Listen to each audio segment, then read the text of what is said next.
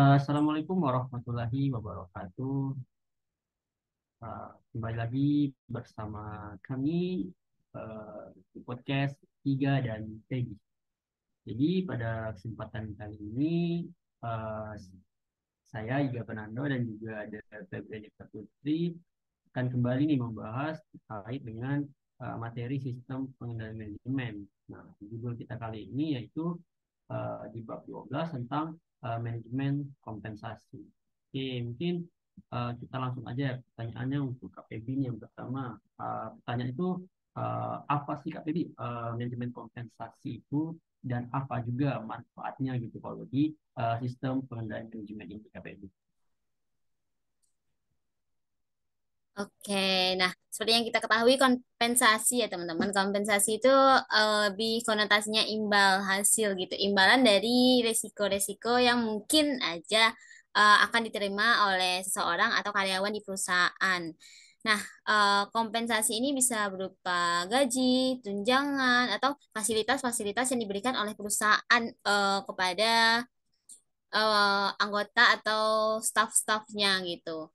Nah, biasanya kita pernah kan dengar adanya manajemen kompensasi. Nah, manajemen kompensasi itu bisa dibilang suatu pendekatan yang sistematif dalam merancang, mengelola, dan mengevaluasi program kompensasi agar sesuai dengan tujuan organisasi dan mampu memotivasi karyawan di perusahaannya atau organisasinya. Nah, adapun manfaat dari kompensasi itu yang pertama bisa memotivasi karyawan. Nah, dengan adanya kompensasi yang adil dan memadai bisa dijadikan sebagai sumber motivasi bagi karyawan. Jika karyawan ini merasa nih bahwasanya upaya dan kontribusi mereka dihargai dengan baik, maka karyawan tuh biasanya cenderung bekerja dengan lebih baik dan memberikan hasil yang lebih baik juga. Lalu merupakan pertahanan dan rekrut karyawan yang berkualitas. Nah, dengan adanya sistem kompensasi yang kompetitif dapat membantu perusahaan mempertahankan karyawannya yang berpengalaman, kompeten, serta menarik karyawan-karyawan atau staf-staf yang baru yang mungkin berbakat di bidang tertentu gitu. Nah, karyawan dengan adanya sistem kompensasi ini, karyawan akan merasa puas dengan paket kompensasi tersebut sehingga cenderung memutuskan untuk bertahan lebih lama di suatu perusahaan. Nah, yang ketiga itu sebagai pengendalian biaya. Nah, dengan merancang sistem kompensasi yang sesuai dan tepat itu dengan tingkat kinerja dan kontribusi karyawan. Nah, perusahaan sih dapat mengendalikan biaya sumber dayanya. Jadi, dengan adanya kompensasi ini perusahaan dapat melakukan pengendalian biaya. Lalu konsisten dengan tujuan organisasi. Sistem kompensasi yang baik itu harusnya sejalan nih Kak Iga dengan tujuan dan strategi organisasi sehingga dapat membantu dalam pencapaian konsistensi usaha sasaran organisasi atau perusahaan. Kompensasi ini bisa digunakan juga sebagai evaluasi kinerja. Nah, dengan mengaitkan kompensasi dengan hasil karya karyawan atau hasil kerja karyawan, organisasi dapat mendorong peningkatan kinerja dan mencapai tujuan bisnis atau organisasi tersebut.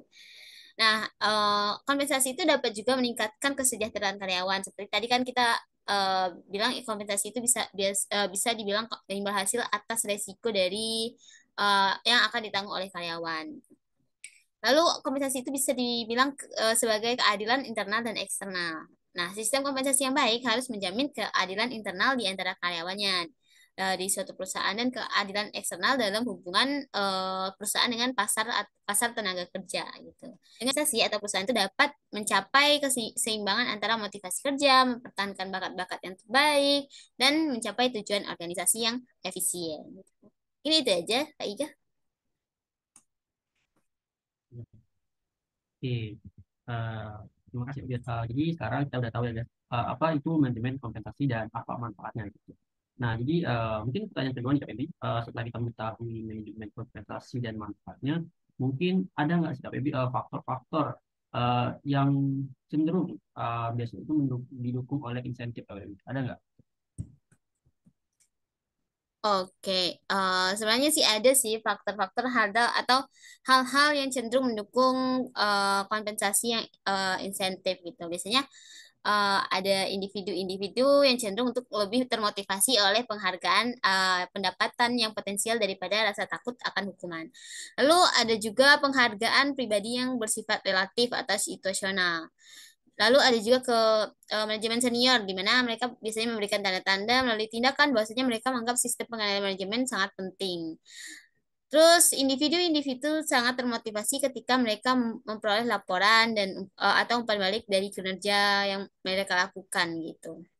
Terus ada juga insentif yang menjadi kurang efektif ketika periode antara tindakan dan umpan balik baik tindakan tersebut semakin panjang.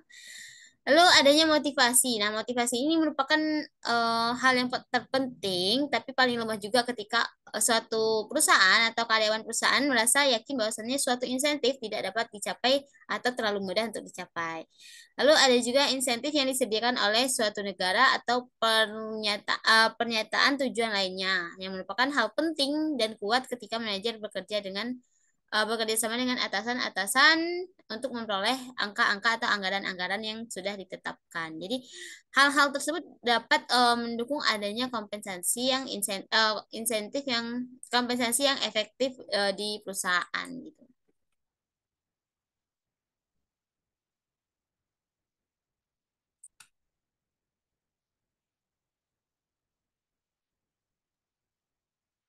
Jadi, mungkin itu aja ya, Feb, ya.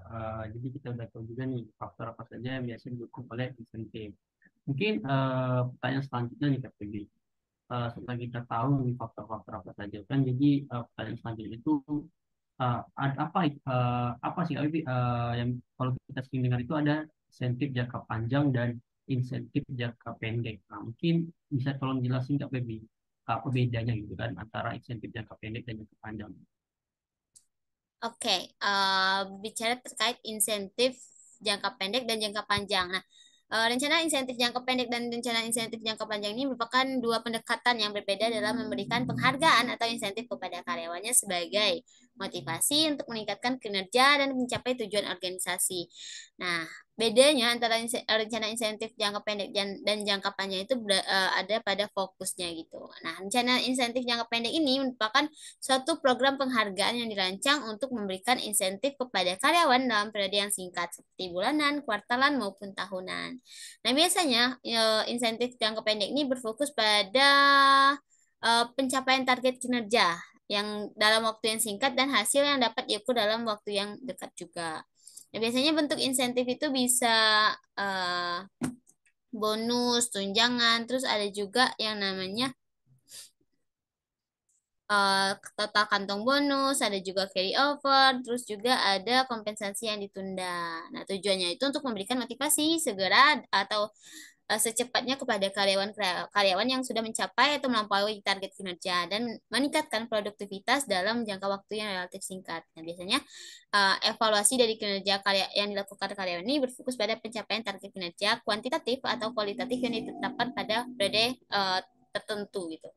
Nah, untuk rencana insentif jangka panjang merupakan program penghargaan yang diberikan kepada karyawan untuk mencapai tujuan jangka panjang seperti dalam beberapa tahun ke depan, 3 tahun atau 5 tahun ke depan, agar tujuan organisasi atau sasaran organisasi tercapai oleh organisasi tersebut dengan memanfaatkan sumber daya karyawan yang dimilikinya. Nah, fokus dari insentif jangka panjang ini berorientasi pada pencapaian tujuan strategis dan pertumbuhan jangka panjang organisasi. Nah, biasanya kalau untuk bentuk insentifnya itu biasanya melibatkan pembagian saham atau opsi saham, terus saham phantom dan hak apresiasi saham serta saham kinerja dan unit kinerja. Adapun atau bonus jangka panjang atau bentuk penghargaan yang berkaitan dengan pencapaian tujuan strategis jangka panjang. Nah, tujuan dari rencana insentif jangka panjang ini memberikan insentif kepada karyawan untuk berkomitmen jangka panjang, berkontribusi pada pertumbuhan dan keberlanjutan perusahaan. Lalu juga dalam hal membantu pencapaian tujuan-tujuan strategis yang memerlukan waktu yang cukup lama dan panjang untuk mewujudkan tujuan-tujuan tersebut gitu. Nah, eh, untuk rencana insentif yang kepanjang ini biasanya dilakukan evaluasi kinerja dari karyawan yang tidak hanya berfokus pada pencapaian target jangka pendek tapi juga kontribusi mereka nih terhadap pencapaian tujuan strategis jangka panjang dan pertumbuhan perusahaan. Nah, rencana insentif jangka pendek dan jangka panjang ini dapat digunakan secara bersamaan atau terpisah tergantung pada bagaimana strategi bisnis atau strategi usaha oleh perusahaan atau organisasi dalam pengelolaan sumber daya manusianya. Nah, kedua rencana ini sangat penting diimplementasikan oleh perusahaan untuk membentuk budaya kinerja dan motivasi karyawan yang sesuai dengan tujuan organisasi nih Kak Ika. Jadi itu perbedaan antara rencana insentif jangka pendek maupun rencana insentif jangka panjang. Terima kasih Kak Bibi atas penjelasannya. Mungkin itu aja nih Kak Bibi pertanyaan dari Iga. Mungkin dilemparin sama Kak Bibi dulu nih untuk nanyain dari Iga juga. Oke, sekarang giliran Feby yang nanya nih ke Kak Iga. Nah, Kak Iga kita kan udah bicara terkait insentif juga nih Kak Iga. Menurut Kak Iga apa sih yang dimaksud dengan insentif untuk para pejabat korporat? Biasanya kan ada tuh insentif-insentif untuk karyawan, ada insentif-insentif untuk pejabat-pejabatnya. Nah, di sini Feby mau nanya terkait apa yang dimaksud dengan insentif untuk pejabat korporat. Oke, jadi eh, biasanya nih setiap pejabat korporat itu kan, kecuali CEO ya, nggak masuk CEO, itu biasanya itu bertanggung jawab sebagai sebagian atas kinerja keseluruhan perusahaan. Jadi biasanya itu para pejabat korporat ini akan dimotivasi oleh insentif yang dimana mereka itu akan berhak untuk menerima suatu bonus atas kinerja mereka yang mereka lakukan dengan baik. Tetapi sebagian kinerja yang biasanya itu dihasilkan oleh masing-masing pejabat korporat itu biasanya tidak dapat diukur. Tapi gimana untuk menstimulasi motivasi tersebut, CEO itu biasanya mendasarkan penghargaan pada penilaian terhadap kinerja masing-masing per orang.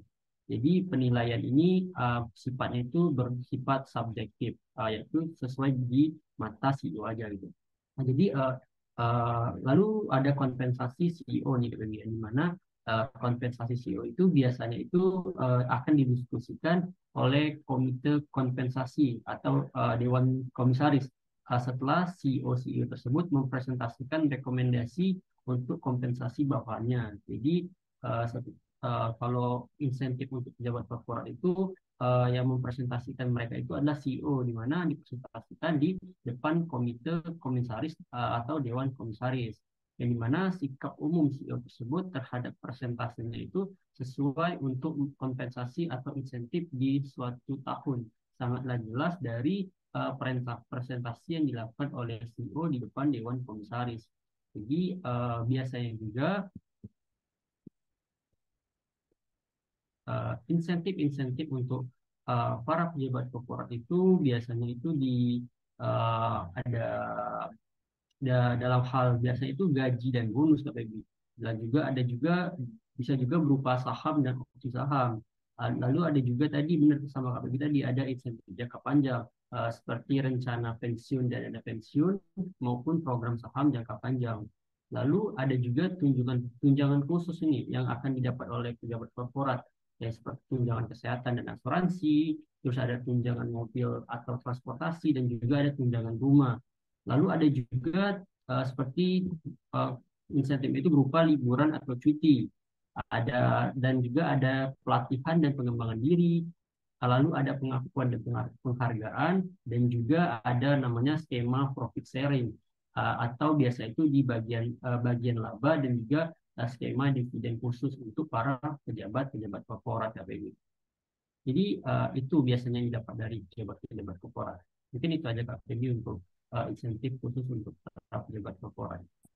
Oke, jadi ada banyak ya Kak Iga, ada bagian dividen, terus keuntungan, ada bonus-bonus terkait saham, terus juga ada yang namanya liburan juga ya, insentif dalam bentuk liburan gitu untuk yang namanya pejabat-pejabat korporat. Nah, ini kita udah bicara nih insentif untuk pejabat korporat. Tapi ada juga yang namanya insentif untuk manajer bisnis. Nah, Kak Iga, bisa jelasin nggak sih apa yang dimaksud dengan insentif untuk manajer bisnis? Insentif untuk manajer untuk bisnis. Nah, ini lebih kita mulai dari jenis insentif dulu ya, di mana beberapa insentif itu biasanya kalau untuk manajer unit bisnis itu biasanya bersifat uang atau keuangan. Sementara untuk lainnya itu bersifat psikologis dan juga sosial. Di mana kalau insentif keuangan itu biasanya mencakup kenaikan gaji, bonus, tunjangan, dan fasilitas. Kalau insentif psikologis itu biasanya berupa kemungkinan promosi tambahan jabatan atau tanggung jawab lebih besar dan juga letak geografis yang lebih baik dan juga pengakuan dari manajer atau dewan komisaris. Lalu kalau insentif untuk manajer unit bisnis itu biasanya eh, berupa ukuran bonus relatif terhadap gaji. Jadi hubungannya itu biasanya itu ada dua pemahaman pemikiran yang biasa digunakan oleh dewan komisaris itu berupa untuk ukuran bonus relatif terhadap gaji, di mana penghargaannya itu penghargaan tetap berupa gaji dan tunjangan dengan penghargaan variabel total atas kompensasi manajer. Lalu untuk ukuran bonus dan relatif terhadap gaji itu ada namanya itu tingkat batas, di mana suatu rencana bonus itu mungkin memiliki tingkat batas atas dan juga batas bawah, di mana batas atas itu ada tingkat kinerja dengan mana bonus itu mencapai maksimum tertinggi. Kalau batas bawah itu ada tingkat bawah di mana tidak ada penghargaan bonus akan diberikan. Jadi ada dua pemahaman antara insentif untuk manajer bisnis, yaitu biasanya berupa penghargaan dari kenaikan gaji ataupun kenaikan dari tunjangan dan KPI. Lalu uh, ada juga namanya kriteria kinerja. Nah, di mana jika unit bisnis tersebut adalah pusat laba KPI, jadi um, para CEO itu memiliki kriteria keuangan dalam mencakup margin kontribusi. Lalu ada laba langsung unit bisnis, laba unit bisnis yang dapat dikendalikan, ada juga laba sebelum pajak dan juga laba bersih. Nah, jika unit manajer tersebut adalah pusat investasi, maka keputusan perlu dibuat antara tiga, yaitu definisi laba, definisi investasi, dan juga pilihan antara tingkat pengembalian atas investasi dan EVA. Nah, di mana ketika manajer bisnis itu berkecimpung di pusat investasi atau pusat laba, jadi penghargaan atau penentuan bonus itu dapat ditentukan dengan menggunakan rumus yang ketat seperti persentase dari laba atas operasi unit bisnis yang dikendalikan oleh manajer tersebut, yang biasa itu murni subjektif oleh atasan manajer tersebut, atau juga dengan suatu gabungan antara keduanya, yaitu hanya mengendalikan pada rumus yang objektif, memiliki beberapa keuntungan yang jelas. Jadi ketika manajer itu berkecimpung di pusat laba, maka para CEO itu akan mempresentasikan bonus dari manajer tersebut berupa persentase dari laba operasi unit bisnis yang dikendalikan oleh manajer itu, Kak Bebi. Mungkin itu aja, Kak Bebi, buat bagaimana pembagian atau insentif bonus untuk manajer unit bisnis itu sesuai dengan unitnya. Oke, iya. Tadi ada juga ya Kak bahas terkait manajer bisnis ini di pusat laba atau enggak gitu. Jadi ada juga perbedaan-perbedaan evaluasi kinerjanya, ada juga perbedaan-perbedaan pembagian dari insentifnya. Tadi juga ada yang insentif keuangan, ada juga yang insentif psikologis. Nah, keuangan itu mungkin seperti tunjangan dan hal lainnya. Terus juga ada kenaikan jabatan dan lain-lainnya. Nah, di sini Kak, biasanya nih kalau di perusahaan atau corporate itu identik dengan teori agensi nih. Nah, teori agensi mungkin kita udah pada belajar juga nih Kak Iga. Nah, menurut Kak Iga, apa sih hubungan antara teori agensi dengan manajemen kompensasi? Nah, kebetulan kita juga belajar terkait manajemen kompensasi. Oke, jadi teori agensi dan manajemen kompensasi, di mana keduanya itu memiliki hubungan yang erat nih, di mana teori agensi itu biasanya mempertimbangkan bagaimana suatu organisasi itu merancang sistem kompensasinya guna mengatasi konflik kepentingan antara pemegang saham dan juga para agen atau manajer. Nah, jadi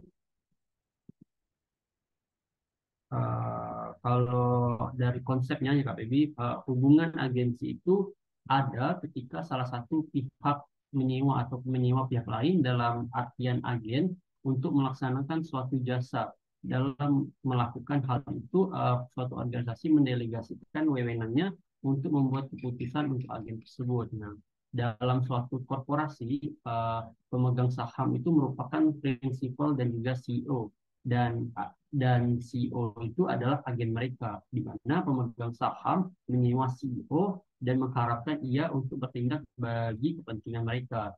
Jadi konsep dari teori agensi ini ketika suatu pemegang saham yang dalam artian itu menyewa pihak lain itu adalah agennya yang berupa CEO, di mana pemegang saham itu akan menyewa CEO, di mana CEO itu ya akan bekerja agar uh, sesuai dengan yang diharapkan oleh para pemegang saham atau uh, para penyewa tadi kepada pihak agen. Jadi hubungan antara teori agensi dan juga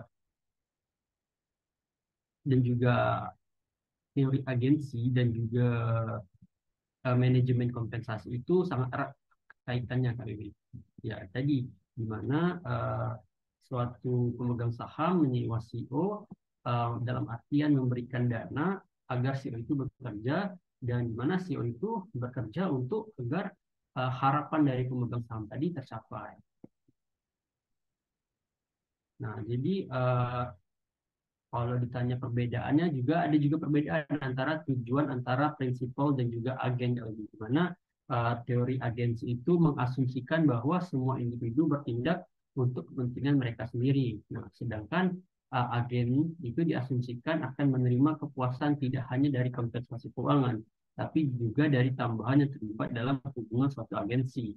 Nah, di mana prinsipal ini di pihak lain diasumsikan hanya tertarik pada pengembalian keuangan yang diperoleh dari investasi mereka di perusahaan tersebut. Jadi perbedaan antara prinsipal dan agen itu di mana kalau agen itu kesenangannya, bisa diomong kesenangannya itu ketika mereka itu um, menerima kompensasi keuangan yang lebih dari apa yang diharapkan dari prinsipal. Sedangkan prinsipal itu hanya tertarik pada pengembalian keuangan yang diperoleh dari investasi yang mereka berikan kepada para agen tadi, dalam tanda kutip itu adalah kepada para CEO tadi. Mungkin itu Kak Bebi, bagaimana hubungan antara teori agensi dan juga kompensasi gitu.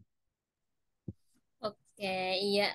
Tadi ada kalau teori hubungan teori agensi dengan dengan manajemen kompensasi ini.